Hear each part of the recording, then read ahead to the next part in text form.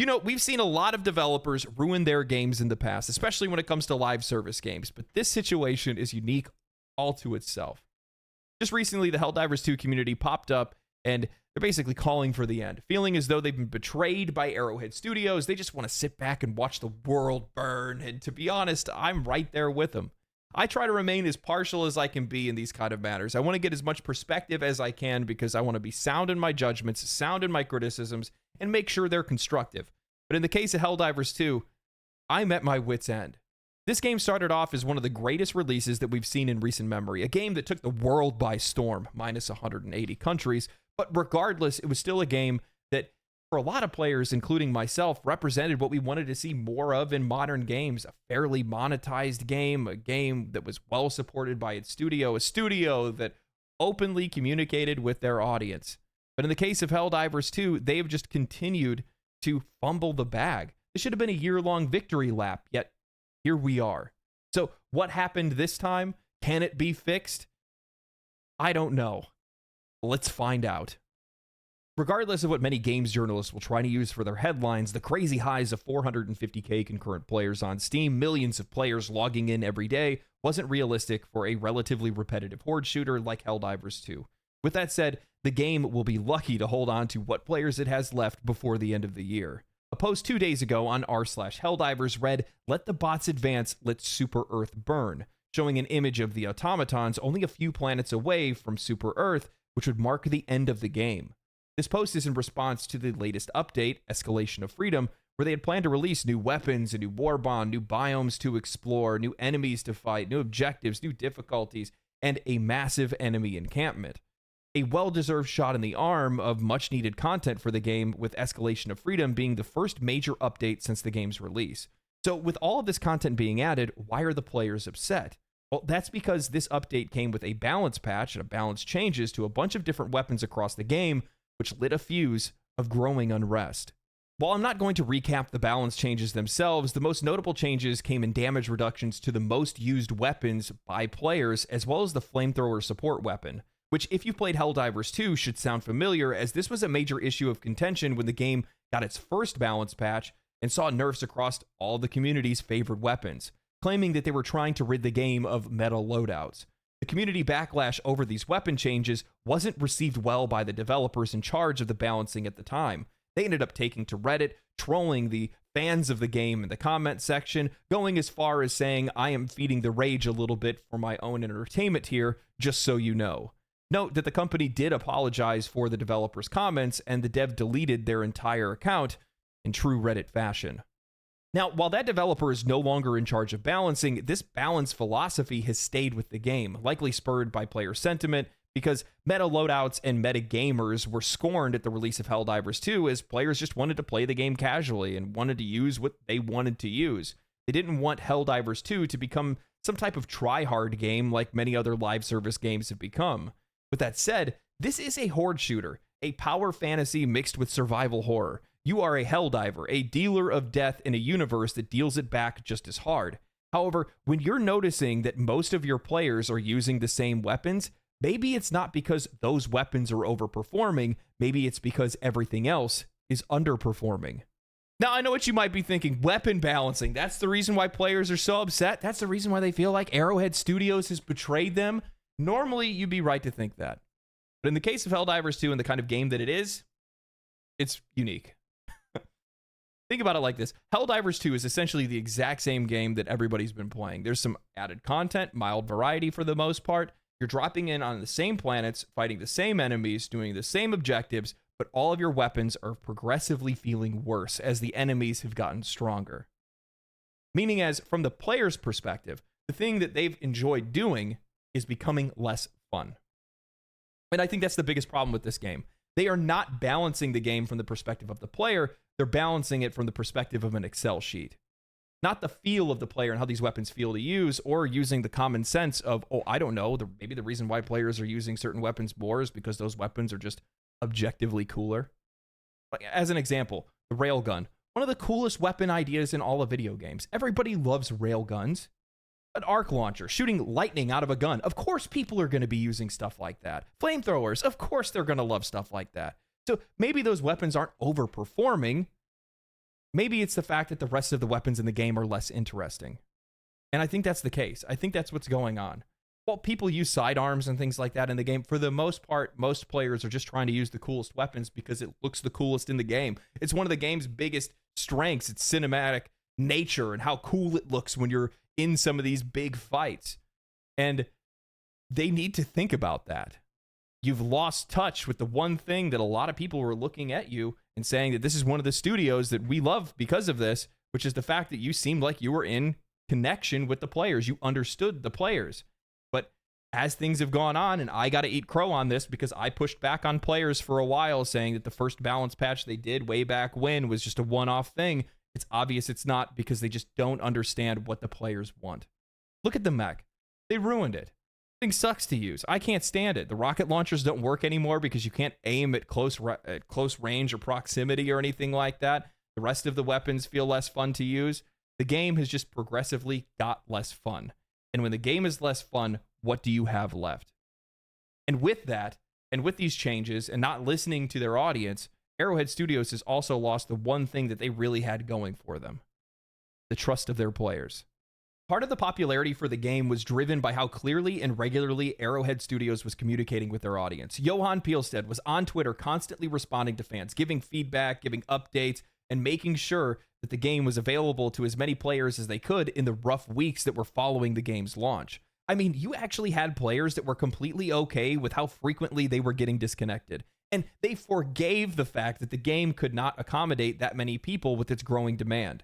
However, as time has gone on, their failure to act on community feedback and how they've communicated with players has only continued to disappoint.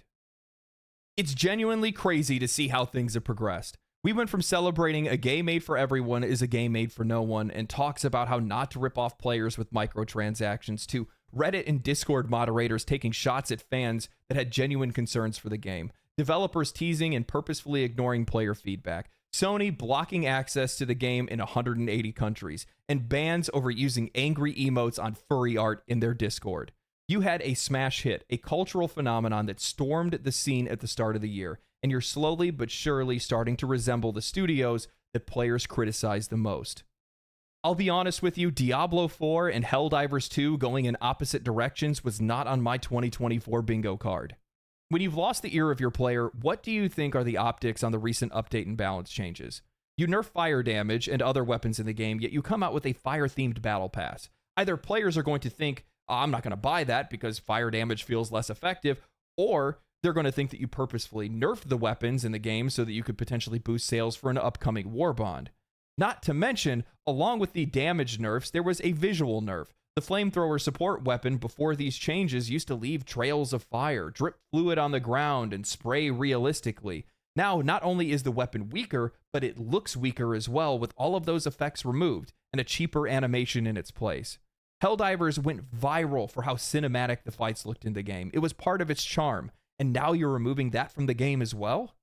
From the perspective of a player or even just a random bystander at this point, nothing about the last 3 to 4 months of Helldivers shows a game that's improving. It's just a game that's progressively getting worse, losing the interest of general audiences and that of its active player base. Shams, the new CEO of Arrowhead Studios, recently responded to player feedback after the game saw a recent crash in Steam reviews yet again, tweeting, "Getting humbled" on Reddit as usual, as players posted an image of the recent review scores and a screenshot of him on Discord saying, "So the trick for us as we try to parse feedback is that we have some folks who are very loud. While a lot of you are in the game and like it, we don't know.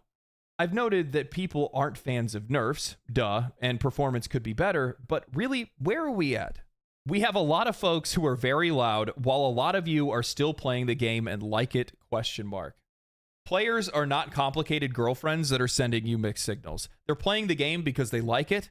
They're loud about it because they care about it." I never thought we would get definitive proof of this from Arrowhead Studios of all places, but this is the true opinion that many of these developers run with. And that's that if you are still playing our game, well, then it must not be that big of an issue. You know, I just made a video called Warframe is a Wake-Up Call, and in it, I talked about how great that studio does with taking action on player feedback. They're genuinely listening in a way that I don't think I've ever really seen very many studios ever emulate in the past. They take that feedback and they turn it into something that makes a meaningful change into the game and makes the game more fun for the players that are playing it. And there's not a lot of studios that do that, and there's not a lot of studios that even probably think about doing it. But that is how you get a better game. And in the case of Helldivers 2, with how open communication has been between them and their fans, they haven't taken any action. And I don't know if they will. In response to further outrage from the Helldivers community, Shams took to Discord yet again to respond saying, I haven't spoken to everyone, of course, but many of us are disappointed on a few levels. On the one hand, the update had a bunch of nice stuff that aren't getting talked about, maybe deservedly so, as many aren't happy with the latest balance round. I think more broadly, it has us discussing the path ahead and what we can do to avoid the situation again, i.e. internal learnings, more changes in process, etc. I think a lot of you fairly pointed out, WTF, we went through this earlier in the year, why are we here again? And I hate sounding like a broken record, but A, we have long lead times on development, i.e. what you see in the game is the result of weeks and months of development work. Some changes take time before they show. B, not a whole lot of time has passed between now and the June balance round, and most people are still on vacation. We still need to improve a lot in understanding what players want and marry that with the development process. We want every release to be a step in the right direction, constant improvement. I don't think we feel this was that, so we need to do better. But it's also clear to me that just talking isn't enough, actions matter. You and the developers are upset because there's a lot of nice things in the update that aren't getting talked about. Well, the players are upset because they can't enjoy those nice things in the update because the studio has consistently made the game less fun to play and just made it an overall worse experience.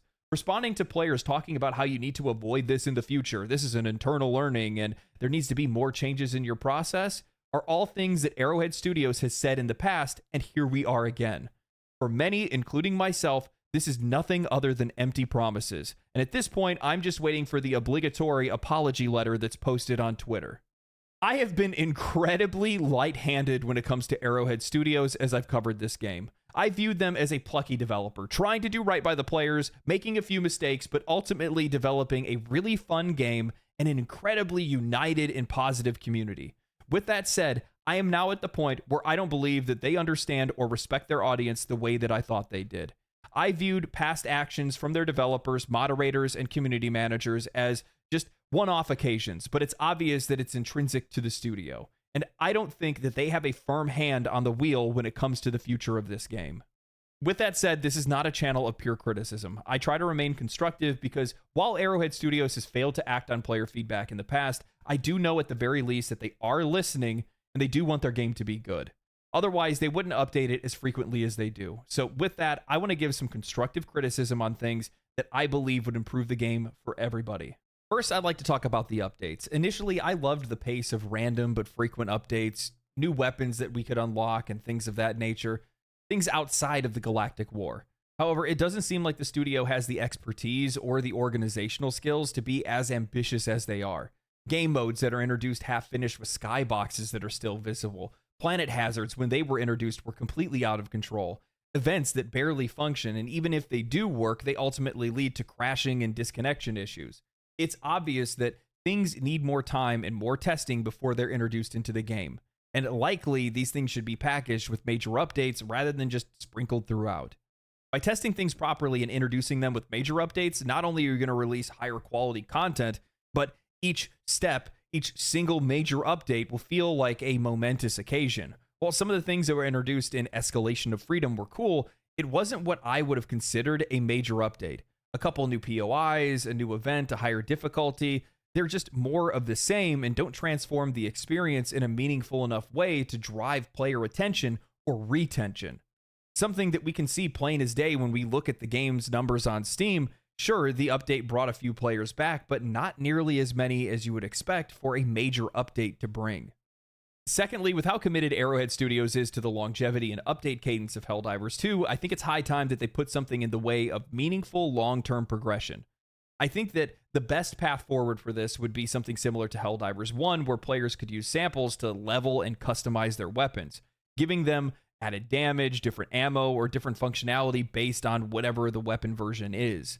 I would suggest giving longer progression paths than in Helldivers 1 so that players have a lot of room to be able to, well, have some level of player agency and customization. It's going to allow players to be able to have some level of expression within the game that's otherwise not there right now, and also give it long-term goals that aren't there as well. This will let players make guns that they want to use better, specialize in equipment, style, loadouts, and truly make the game feel like their own. The future of Helldivers 2 hinges on Arrowhead Studios' ability to reconnect with their player base and build trust. The studio must recognize that players' voices are not just noise, and they're a call to action that reflects genuine concerns and expectations for the game. Listening to and acting on player feedback isn't just about appeasing the masses, it's about valuing their investment in the game, their investment in you. Helldivers 2 was a beacon of light in a relatively bleak world of live service games. It's a game that, at its start, was doing it right, however, the follow-through just hasn't been there, but that doesn't mean things can't change. My message to Arrowhead Studios, or really any video game developer, is be happy when you have an audience of loud players, because the louder they are and the more of them there are, is the more people that actually care about your game and the future of your game. While they're not going to voice their opinions the right way, that's just not what gamers typically do. We tend to meme and just say mean stuff more than anything else. They're still letting you know that there's something wrong with the game that you need to fix. And it's up to you to be able to parse that out and figure it out. It's not the player's responsibility to give you actionable feedback. Sure, there's going to be some of them that are out there that are well-voiced and understand where they're coming from, but for the most part, you're not going to get that. So it's up to you to be able to figure that out. You really got to take your foot off the gas when it comes to these balance changes. I don't know if it's developers that they have that are just not happy with the game's community and lash out and like to see them writhe in the fact that the weapons feel like shit and the game just objectively feels worse to play and the enemies are that much more difficult to fight, or what. I don't really get it. They're balancing it like it's a damn competitive shooter, and that's just not the kind of game that it is. And you combine that with the fact that there just really hasn't been any meaningful content that's been added to the game, and yeah, of course you're going to get situations like this. Of course players are going to get upset. Why wouldn't they get upset? They're bored, and you're making the game worse. Like, you have people that are playing your game right now that are logging in every single day just because they want to see what happens with the Galactic War. People that have maxed out their accounts and have literally nothing else to do in the game other than just play it to play it. And that's about it. So from their perspective, as people that have already done everything in the game, when you go in and you rebalance weapons and you make the weapons that they were using worse, well, the game just got worse. So you got to do something about that.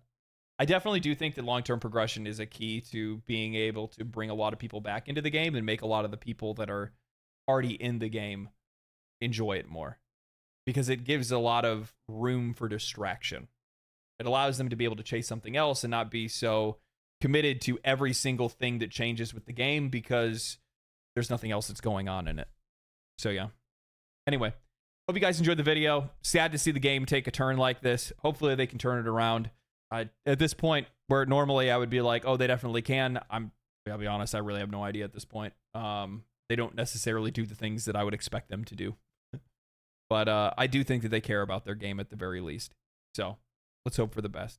Anyway, stay cool, stay righteous, stay safe, my friends. If you guys want to catch me live talking about video game news and playing video games, catch me live on Twitch. And I'll catch you guys in the next video. Stay cool, stay righteous, stay safe. Peace. Family, family, family, family.